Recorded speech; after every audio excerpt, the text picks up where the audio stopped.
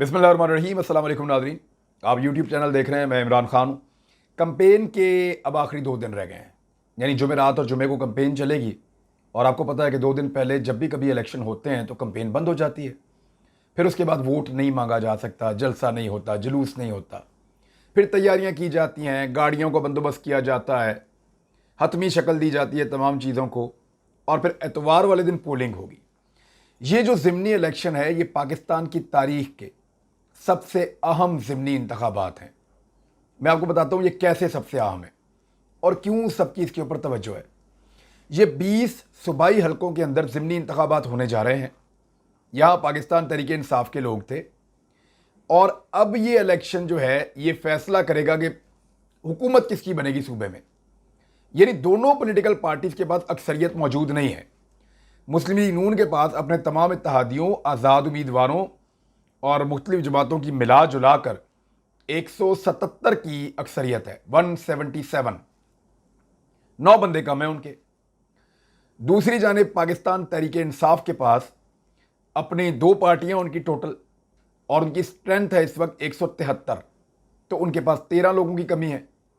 अगर वो 13 लोगों को हासिल कर लें, वैसे अगर वो 10 भी हासिल कर लें और आज़ाद उम्मीदवारों में से कुछ तोड़ लें, या राहे हक पार्टी को या किसी और को साथ में ला लें, या वो साथ में ला लें चौधरी निसार अली खान को, तो तब भी वो डेंट कर सकते हैं पीएमएलएन को। लेकिन पीएमएलएन को कम से कम अपने आप को सेफ करने के लिए 12-13 सीटें उनको जीतनी चाहिए, और पीटीआई को भी चाहिए कि वो 12-13 सीटें कम से कम जीतें। तो जो पार्टी भी इतना जीत जाएगी वो हुकूमत बनाने की पोजीशन में आ जाएगी। ये है जी सिंपल। अब जिसकी सूबे में हुकूमत बनेगी वो पाकिस्तान को कंट्रोल करेगा। कैसे करेगा? शहबाज शरीफ सिर्फ इस्लामाबाद के वज़ीर आज़म रह जाते हैं अगर पंजाब में हुकूमत नहीं होती तो, और अगर पंजाब में हुकूमत होती है तो फिर वो पूरे आधे पाकिस्तान के वो मालिक रहते हैं। तो शहबाज शरीफ साहब को कमज़ोर करने के लिए पाकिस्तान तहरीक इंसाफ को हर हाल में ये इंतखाब जीतना पड़ेगा। राणा सनाउल्लाह गैर मौसर हो जाएंगे, क्योंकि पंजाब पुलिस को ही तो इस्तेमाल करके डंडे मारते हैं। गैर मौसर हो जाएंगे, वो सिर्फ इस्लामाबाद के वज़ीर दाखिला और इस्लामाबाद के वज़ीर आज़म रह जाएंगे। और फिर पंजाब से जब चाहे इमरान खान साहब एक बहुत बड़ा मॉब लेके इस्लामाबाद की तरफ जा सकते हैं, और पंजाब का क्राउड आपको पता है कि हमेशा फैसला कुन होता है। तो इसलिए सबका फोकस पंजाब के ऊपर है। अगर पंजाब बचा लिया शहबाज शरीफ साहब ने, या जो मौजूदा इंपोर्टेड सरकार यहां पे मौजूद है, अगर वो पंजाब को बचाने में कामयाब हो गई तो वो वफाक को बचाने में कामयाब हो गई। और अगर उनके हाथ से पंजाब निकल गया, जो निकलता हुआ दिखाई दे रहा है, अगर निकलता हुआ दिखाई ना दे रहा होता तो क्या इस तरह मारे मारे फिर रहे होते, वुज़रा इस्तीफे दे रहे होते बड़ी तादाद में, बहुत सारे लोगों को जो है पूरी मशीनरी को इस पर लगाया हुआ होता।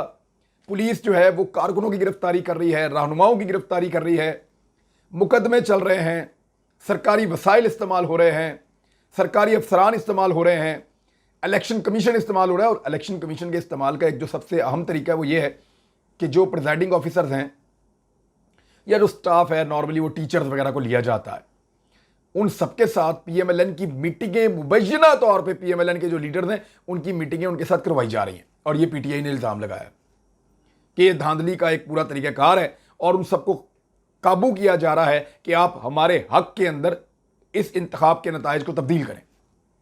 लेकिन पीटीआई ने अपनी प्लानिंग की हुई है। वो हर पोलिंग स्टेशन के ऊपर अपने बंदे खड़े करने का इरादा रखते हैं, और ये झुरलू अगर फेरना है तो ये 21वीं सदी है। इसमें जो है वो एंड्रॉयड टेलीफोन्स हैं, मोबाइल टेलीफोन्स हैं। 1 मिनट में सब बंदे वीडियो बनाते हैं, खवातीन वीडियो बनाती हैं। तो जो विजिलेंट रहेगा, जो नज़र रखेगा, उसके जीतने के इम्कानात ज़्यादा होंगे। अगर तो धांधली होती है तो पीएमएलएन जीत सकती है, और अगर धांधली नहीं होती तो पीएमएलएन नहीं जीत सकती। उसकी रीज़न ये है कि जलसों ने बहुत बड़ा फ़र्क डाल दिया है। रजीम चेंज ऑपरेशन के नतीजे में जो हुकूमत बनी है, अगर उस हुकूमत को कायम रखना है तो पंजाब में हर हाल में हमजा शहबाज को जितवाना पड़ेगा, उसके बगैर गुजारा नहीं है। ये मैं आपको बिल्कुल सिंपल, मैंने सारी सिचुएशन आपके सामने रख दी है। साबिक वज़ीर आज़म इमरान खान साहब ने आज फिर जलसे किए हैं। ख़ास तौर पे जो उनका जलसा 18 हज़ारी का है, वो एक बहुत बड़ा जलसा था, बहुत तगड़ा जलसा था। ये छोटे छोटे इलाके हैं, यहाँ पे 3-3, 4-4 लाख की आबादी है, बहुत थोड़ी थोड़ी यहाँ पे आबादियाँ हैं। इतनी आबादियों के बावजूद इतने इतने बड़े जलसे करना, जितने बड़े जलसे पंजाब के बड़े शहरों में नहीं हो सकते। यानी फैसलाबाद, सियालकोट, लाहौर और मुल्तान के जलसे तो सुना बहुत बड़े हो जाते हैं, लेकिन अगर उस लेवल के जलसे मुजफ्फरगढ़ में हो जाएं, झंग में हो जाएं, उस लेवल के जलसे चीचावतनी में हो जाएं, या उस लेवल के जलसे जो हैं वो बाकी शहरों के अंदर होना शुरू हो जाएं, तो इसका मतलब यह है कि इमरान खान साहब का बयानिया बिक रहा है। तमाम का तमाम मीडिया और उनके सर्वे ये बता रहे हैं कि पाकिस्तान तहरीक इंसाफ जीत रही है। हालांकि मीडिया को बहुत इन्वेस्ट किया ये इंपोर्टेड सरकार ने, बहुत पैसा डाला मीडिया के अंदर, लेकिन इसके बावजूद मीडिया दो नंबरी भी हम एक हद तक ही कर सकते हैं ना। हम इतना ही कर सकते हैं कि यार वो बहुत मुश्किल से जीत रहा है। ये नहीं कर सकते कि 80 और 20 के फर्क को हम 60 और 40 तो कर सकते हैं, लेकिन उसको हम ये नहीं कर सकते कि वो 50-50 है या उल्टा हम उसको 80 और 20 कर दें। ये नहीं हम कर सकते, बिल्कुल हर चीज को उल्टा नहीं सकते। मीडिया कितनी भी दो नंबरी कर ले फिर भी उसको हकायक के करीब रहना पड़ता है। और हकायक के करीब यह है कि जितने टीवी चैनल्स या जितने मीडिया के लोग बात कर रहे हैं वो सब ये कह रहे हैं, चाहे उनका ताल्लुक किसी से भी है, कि जनाब नजर आ रहा है कि पीएमएलएन या लोटे ये इलेक्शन हार रहे हैं। अब मैं आपको सीटों की इस वक्त सिचुएशन बताता हूं जिनको मैंने आज चेक किया है। लाहौर में पीएमएलएन अगर बहुत मार्का मारेगी तो 2 सीटें जीतेगी, लेकिन ज्यादा इम्कान यह है कि लाहौर से 3 सीटें स्टेट अवे पाकिस्तान तहरीक इंसाफ जीत जाएगी। शेखुपुरा वाली सीट जो है वो पीएमएलएन हार चुकी है बहुत बुरी तरह। फैसलाबाद वाली सीट के ऊपर पीटीआई फेवरेट है, रावलपिंडी वाली सीट के ऊपर पीटीआई फेवरेट है, और आज की इतला के मुताबिक चीचावतनी का जो सर्वे आया है वहां पे भी पाकिस्तान तहरीक इंसाफ फेवरेट है। जंग के अंदर 2 में से 1 सीट पे फेवरेट है, और जो बुखारी साहब हैं उनकी अहलिया अपनी सीट हार रही हैं और वहां पे भी पाकिस्तान तहरीक इंसाफ फेवरेट है। जबकि मुल्तान में कांटे का मुकाबला है, शाह महमूद कुरैशी के बेटे का, वहां पीएमएलएन भी जीत सकती है और शाह महमूद कुरैशी भी जीत सकते हैं जो इलेक्शन डे को ज्यादा अच्छा मैनेज कर लेगा। लोधरा के अंदर पाकिस्तान तहरीक इंसाफ की ताकत आपने देख ली है, साहिवाल में पीएमएलएन जो है वो तगड़ी है। तो हमने जो आज कैलकुलेशन की है तो अब भी पीएमएलएन 3 या 4 सीटों के ऊपर ज्यादा ताकतवर महसूस हो रही है। 3 या 4 सीटों के ऊपर सख्त मुकाबला भी है, लेकिन 12-13 सीटें तो स्टेट वे पाकिस्तान तहरीक इंसाफ जीत रही है इस वक्त तक के लिए। और अगर इतनी सीटें वो जीत जाती है और इनको सिक्योर कर लेते हैं और इसको कामयाबी में कन्वर्ट करने में कामयाब हो जाते हैं तो फिर गेम खत्म, इंपोर्टेड सरकार की गेम खत्म, उनको घर जाना पड़ जाएगा। ये है जी सूरत हाल। लेकिन इस सूरत हाल में एक और खबर आई है और बड़ी खबर है। वो खबर यह है कि एफआईए के director cyber crime Humayun Bashir Tarar को अचानक तब्दील कर दिया गया है। और यह सब कुछ उस वक्त हो रहा है जिस वक्त इलेक्शन कमीशन ऑफ पाकिस्तान ने मना किया था कि आप तकर्रियां और तबादले ना करें। बहुत सारी चीज़ें ऐसी की जा रही हैं। पेट्रोल की कीमतें कम करने का फैसला किया गया, उस पर पहले बात कर लेते हैं। जो समरी गई है वो ये है कि 18 रुपये पेट्रोल कम किया जाएगा फी लीटर, और कुछ 33 रुपये जो है वो डीजल की कीमत कम की जाएगी फी लीटर। मेरे ख्याल में इससे थोड़ा ज़्यादा करेंगे ताकि शहबाज शरीफ साहब को ये कहने में अच्छा लगे, देखें जी समरी तो 18 रुपये की आई थी लेकिन मैंने अपने पाकिस्तानियों के लिए 25 रुपये का रिलीफ दिया है, इस किस्म का जुमला आएगा। देखें जी डीजल की समरी तो, हालांकि जो करना चाहिए, अगर इमरान खान के दौर के साथ इनका मुवाजना आपने करना है, अगर आपने मुवाजना करना है कि इमरान खान के दौर में पेट्रोल कितने का आलमी मंडी में था और इमरान खान पाकिस्तान में कितने रुपए लीटर दे रहा था, अगर वैसा आपने मुवाजना करना है तो उसके ऐन मुताबिक मैंने फॉर्मूला निकाला है। मैं आपको बता देता हूं कि अगर इमरान खान को मैच करना है या उसकी जो पेट्रोल की कीमतें हैं उनके साथ मैच करना है, मैं बहुत कम करने की बात नहीं कर रहा, इमरान खान की वो वाली पेट्रोलियम मसनूआत की कीमतें जिन पे नून लीग पीपल्स पार्टी बहुत एहतजाज करते थे, फजलुर रहमान भी, अगर उन कीमतों को सिर्फ मैच करना है तो पेट्रोल की कीमत कम से कम भी 115 रुपये कम करनी पड़ेगी अगर इमरान खान को मैच करना है तो, क्योंकि आलमी मंडी में कीमतें बहुत कम हुई हैं। और अगर इमरान खान को मैच करना है तो 115 रुपये पेट्रोल की कीमत कम करें और डीजल की कीमत कम से कम 150 रुपये कम करें, तो फिर यह जाकर इमरान खान साहब के दौरे हुकूमत की जो कीमतें थी पेट्रोलियम मसनूआत की डॉलर के नुक्ता नज़र से उसको मैच कर जाएंगे, उसके करीब पहुंच जाएंगे।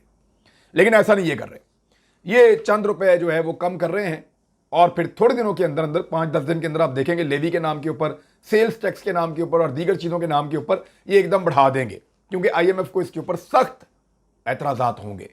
और फिर ये बहाना तो इनका लग जाता है कि मुश्किल फैसले हमें करने पड़ेंगे।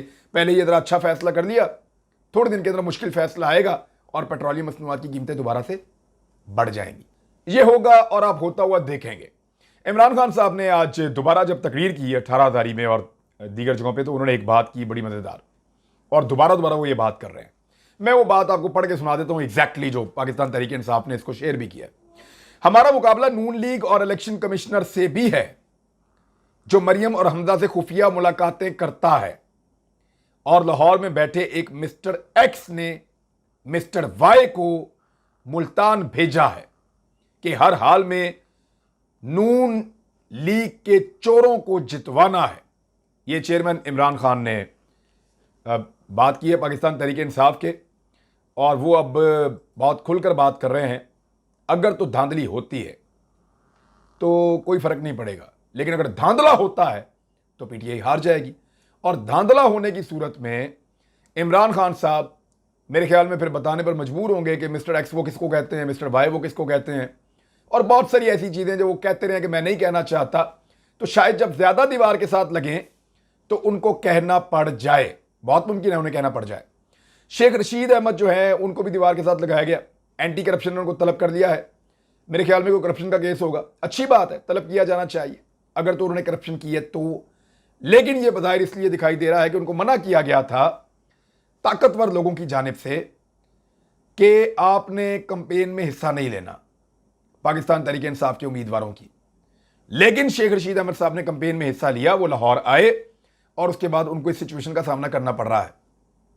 पाकिस्तान तहरीक इंसाफ के खैबर पख्तूनख्वा से हों या साबिक वज़रा हों या फैसल वाडा हों या बाकी लोग हों, वो सारे के सारे इलेक्शन की कंपेन में उतर चुके हैं। यानी अली मोहम्मद खान, कासम सूरी, मुराद सईद, इस सारे लोग जो हैं वो अब यहाँ मौजूद हैं।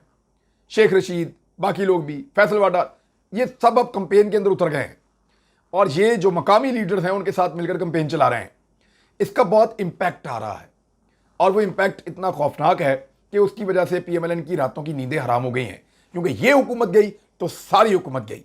सूरत यहां तक पहुंच गई है कि हमजा शहबाज साहब ने इस ख्वाहिश का इजहार किया है कि मेरा बस चलता, मुझे इजाजत मिलती तो मैं इस्तीफा देकर खुद इलेक्शन में उतर जाता।